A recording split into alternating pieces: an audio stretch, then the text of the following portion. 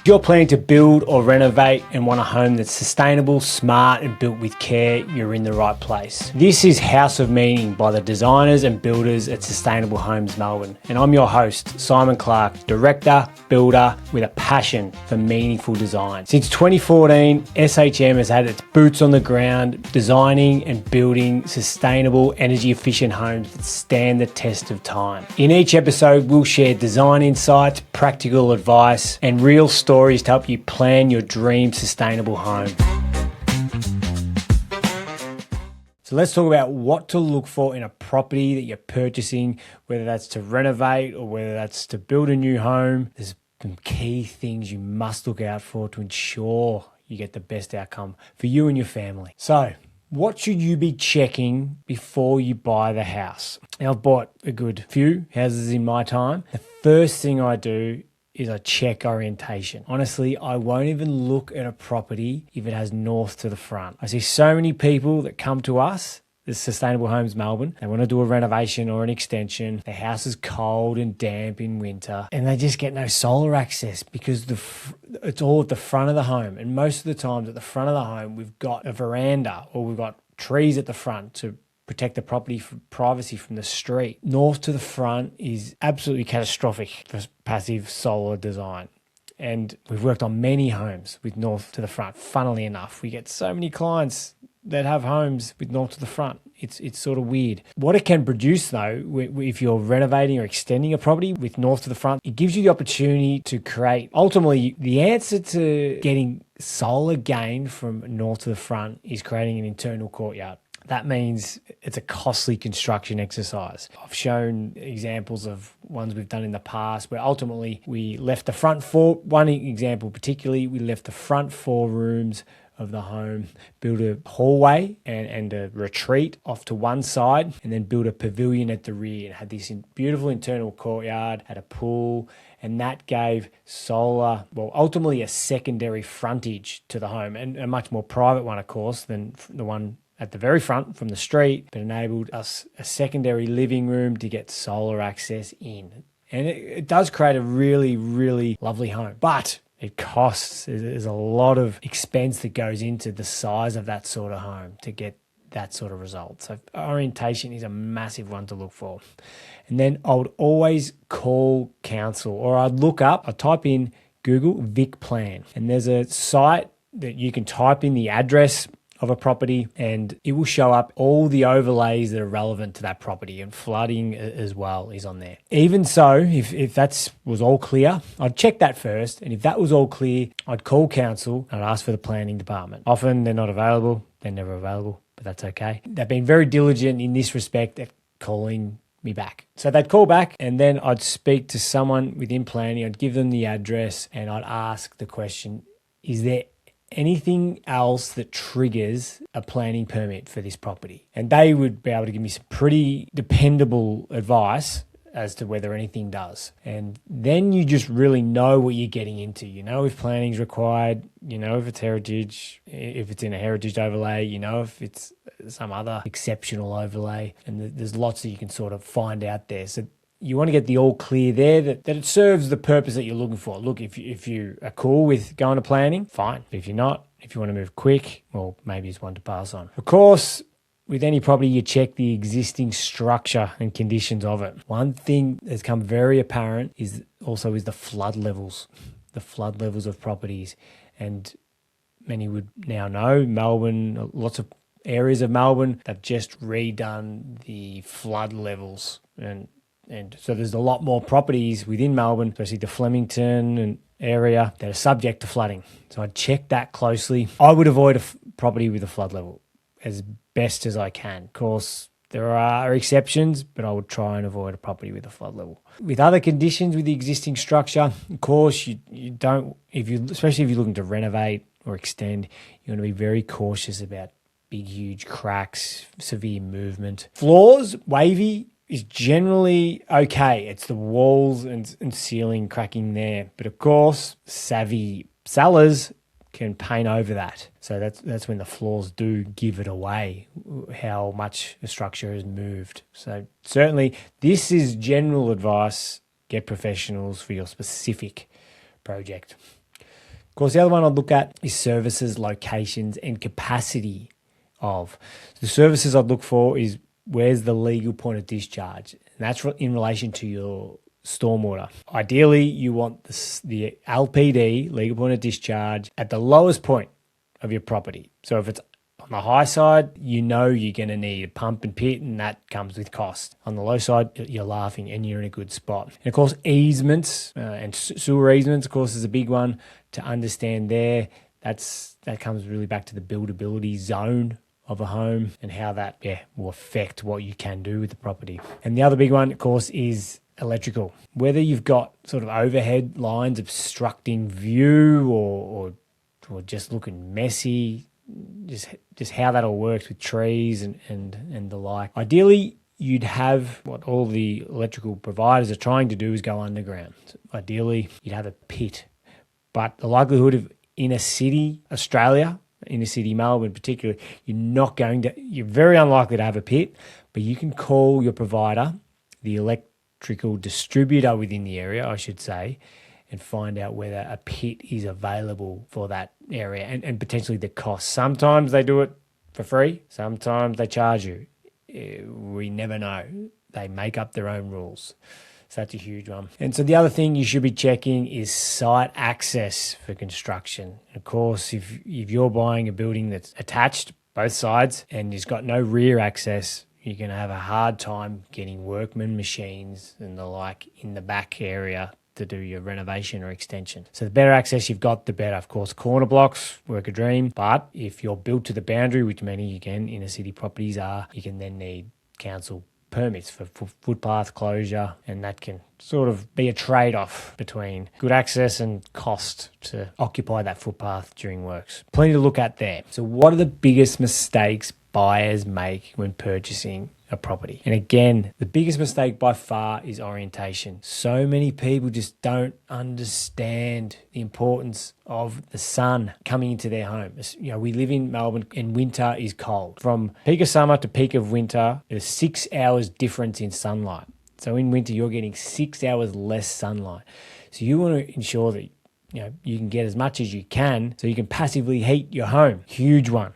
I personally wouldn't buy a property. Again, I would not buy a property with north to the front. I just wouldn't. The other big mistake is just falling in love without testing feasibility. I can't speak this one enough. I mean, the old rule, people's budgets are typically 70% of what they actually need to fulfill their wish list. It's generally a pretty good rule of thumb. So don't ignore the build access, build costs and logistics of a project and just the size of your project. Understand it from a professional point of view. Get professionals on board early so you can understand what you're looking at. And town planning time is a big one that people underestimate. Town planning can be long, and especially heritage is probably the biggest suck of time because heritage consultants are scarce. Councils generally don't employ them directly. They're generally a consultant, so you have to wait 2 weeks sometimes for them to even look at it. Of course, there's a lot longer than that you have to wait. We've had projects in a city like Fitzroy and other areas move through incredibly quick, like 3.5 months, for complex projects. But we did all the right things. We engaged a town planner that speaks town planning slang, so they wrote the submission to the council, and we didn't do anything contentious. We stuck within the parameters of what council suggests or what res code suggests, and that moved through incredibly smoothly. So that's 3.5 months. Whereas if you push the boundaries, say you expose more of the building from the public domain than would otherwise be accepted, you're challenging council there. So if you challenge council in heritage, facade, public domain, viewing, overshadowing, res code, you're going to likely face longer. And of course, the more overlays and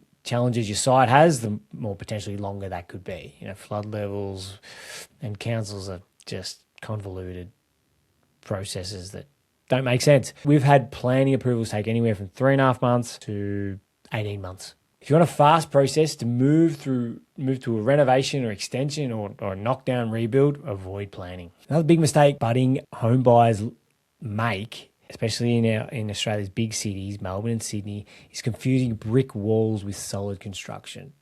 It's just not true. And brick walls often, especially if you're going to renovate, mean more costly process of construction to renovate.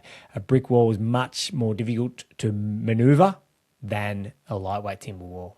And here's another big one, is confusing precedents with what's actually probable with the design outcome you might get. So you see, Res Code is the residential construction code, and that basically sets the standards for what's permissible within site boundaries to avoid overshadowing and ensure neighbouring properties have access to solar gain. Councils and planners know the sun is really valuable. But ultimately, that came in the 90s, Res Code. It was enforced in the 90s. All homes built prior to then were not subject to it. So you might have a neighbouring property that just blows Res Code out of the water. It would never be able to be built today. So it doesn't mean you can build it today. Same thing goes if you're buying a property and it's got a lean-to or a building that's exactly that, I suppose.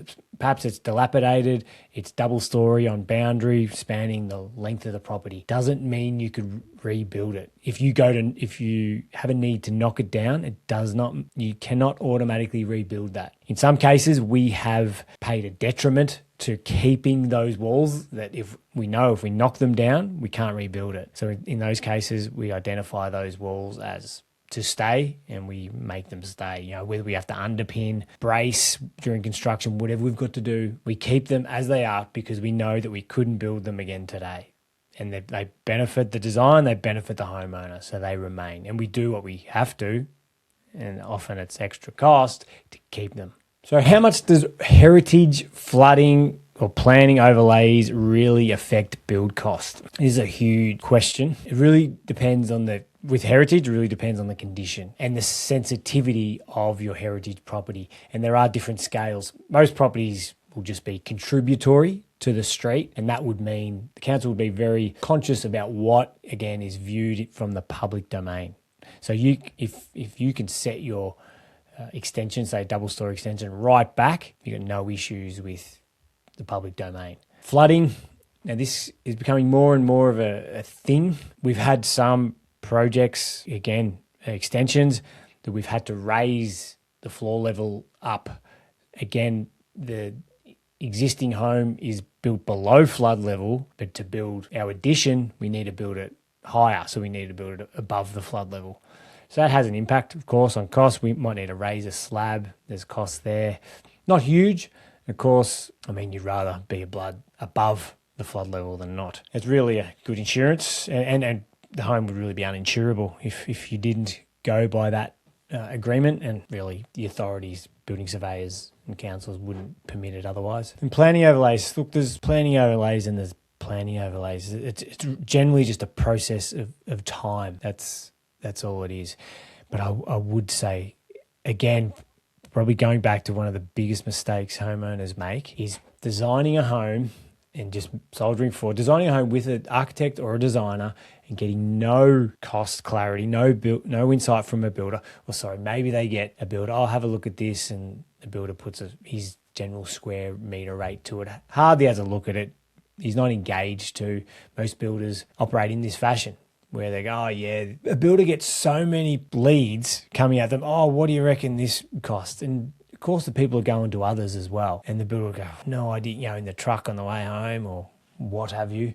But they don't have the time to understand the project. And so they throw something at it. And then people go to planning, they invest, could be up to 18 months, heaven forbid, and tens of thousands of dollars. And then it comes out on the other side of planning. And then some clients even do interior design, do construction documentation, engage engineers, energy assessors, soil tests, all that jazz, go all the way to the end and go to tender, and it's just miles over budget. That is just a catastrophe. That is probably the biggest mistake people make during the design process, not so much purchasing a property. So are there streets, lot types or orientations I'd be cautious about? Yes, there's lots of especially orientations and other parameters that I'd be very cautious about. Again, I'd never buy a property with north of the front, especially if I know they're looking at this in greenfield sites with planning.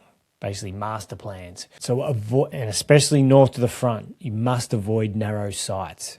So the premise with a good master plan community, now I know I'm talking about greenfields here for a moment, but the idea is that, of course, the size of the Aussie block has shrunk incredibly. Now we're not talking about quarter acres anymore, 1,000 square meters, we're talking about 300 square meters and 6 meter frontages. That can work if you got north to the rear or even north to the side. If you've got north to the front, you need a wider frontage.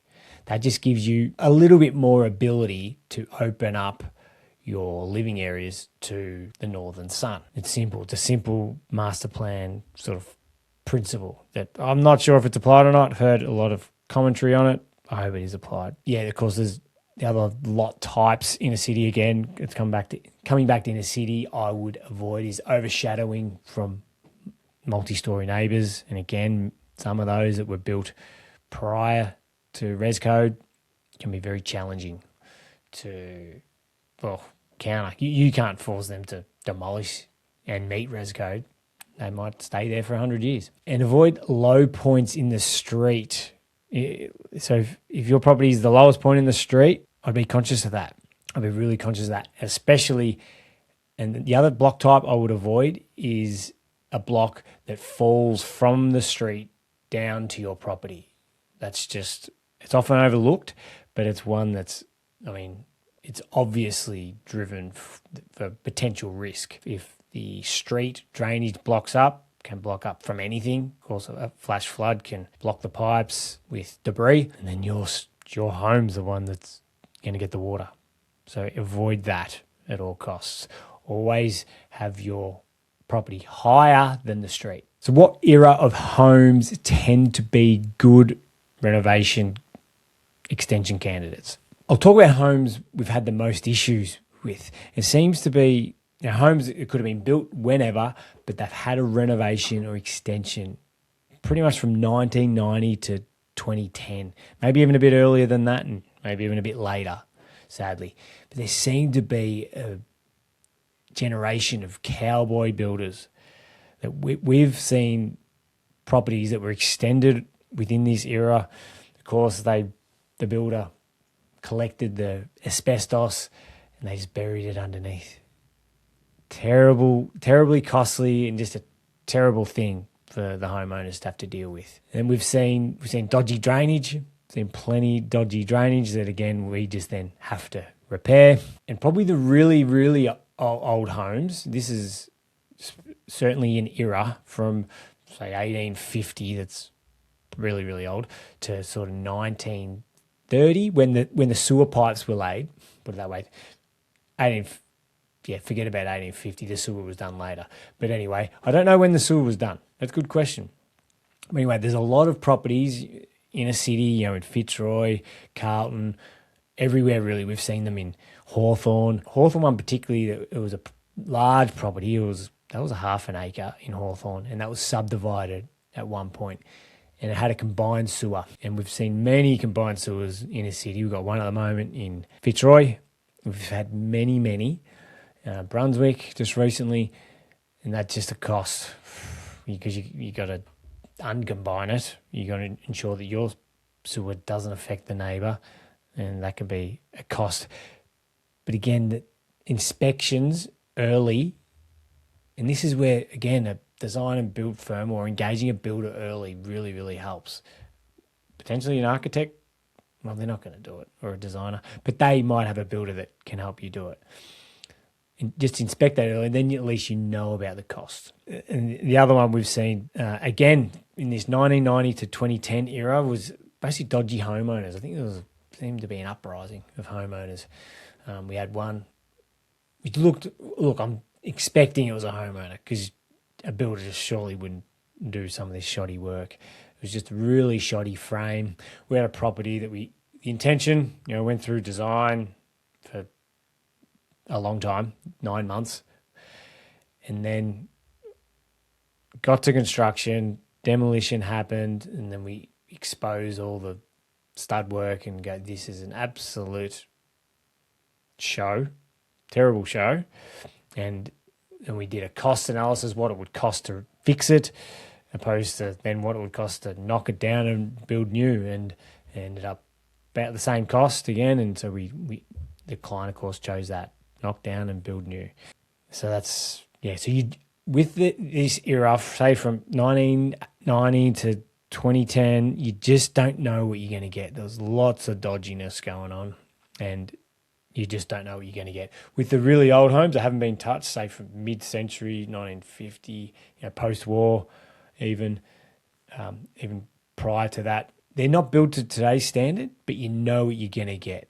And to be honest, we've got a property in Fitzroy at the moment, built 1870. It's still as strong as ever. The footings are nothing like what we'd build today, but it's held up incredibly well. And we're not going to touch that because it's held up, and it's very difficult to underpin or anything, but it's in good order. The other good candidates to renovate, or not good candidates to renovate, again, is double brick homes. And a lot of these double brick Victorian era, especially terrace homes, have a lot of charm. They're beautiful. They feel solid, but they can be good homes to renovate, but just know that if you intend to move a lot of brick walls, double brick walls, it's not easy. It's just not easy. It can be very challenging.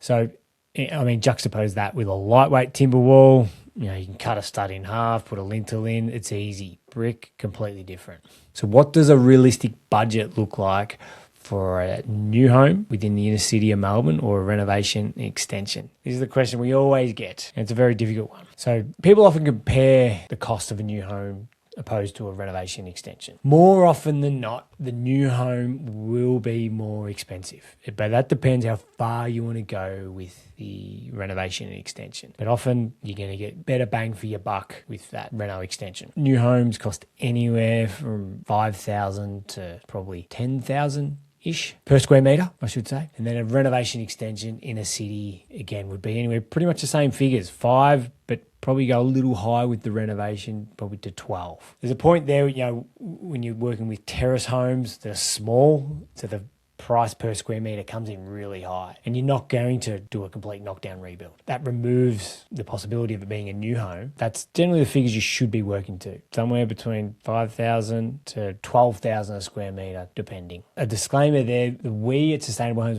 when we do renovations and extensions, they're comprehensive and large scale, I often say. So they are addressing any structural compromises that the existing building has. You can go and get a renovation done by other builders, and they focus on aesthetic renovations. So, removing linings from internal, doing kitchens, bathrooms, and the like. Oftentimes, they would not deal with the structural compromises that your home currently has. It's a completely different ballgame.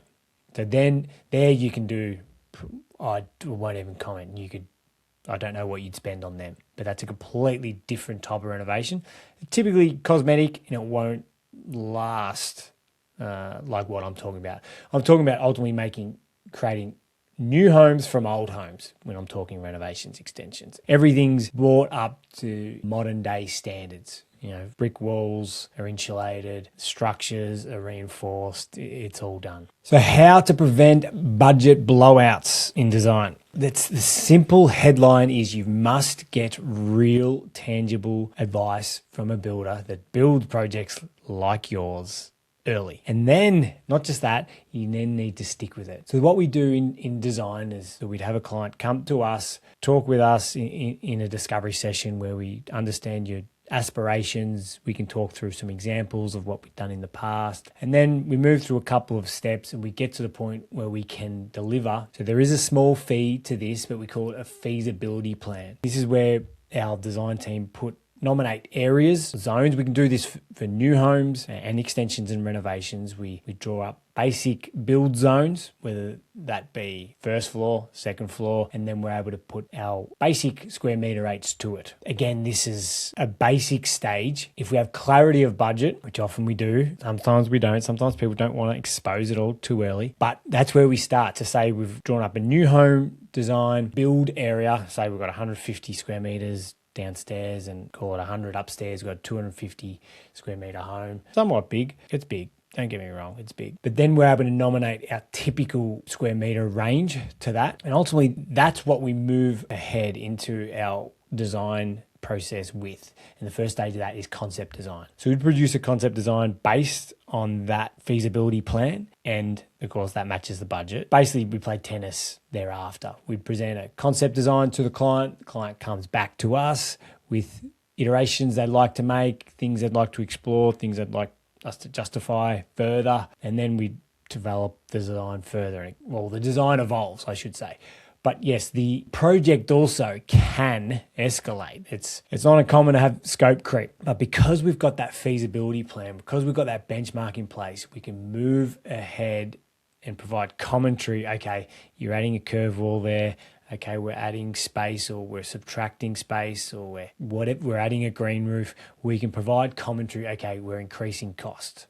We're adding a step, a split level, whatever that complexity may be. Our design team are skilled enough to provide commentary that we are increasing the budget. And the client might ask for justification, of course, green roof from a standard roof, pretty simply justified. But ultimately, client would have an understanding, okay, we're heading north of the sum that we've started with. What happens after that is we get to concept design that the client's really happy with, and then we move into estimating. And this is where our experienced estimator takes it, builds out a specification, builds out a schedule and allowances, and then we present that to the client. And there's always items to value manage. There's always, here's the top end windows, here's the base range that we would use. There's lots we can explore there, and it's an incredible process that at that point, it's better to subtract than add. It is always better to subtract than add. It may not be as tasteful, I suppose, because the client's seeing a budget that's much higher than they would otherwise like. But again, it's easier for us as a team to subtract than add, and we can often produce really, really great outcomes. The issue there, I suppose, is that client doesn't become so wedded emotionally to things that are outside their budget. And that's where, again, providing that commentary early and often as the design evolves, and even starting with that feasibility plan and providing commentary as the design evolves. We think we're still within that range, or no, we think you've added that and that's going to change the outcome. Providing that commentary early and often really helps to make that a digestible and really productive conversation when we get to the point where we're providing that early estimate. And then the design is still early. We can massage it from there and, again, produce a design that ticks all boxes. Here's where I'd often like to say is that a house design led by an architect or designer in the early days until the client's really happy with it, provide as much commentary as we can there. And then if we need a value manage, it's often estimator led. Of course, the designer is always there to say no, because an estimator, they're not like an engineer. I won't pick on them that much, but they see dollars and cents, and they should. And so there's that merry dance between design, getting a really great home, and the estimator bringing that home design in on budget.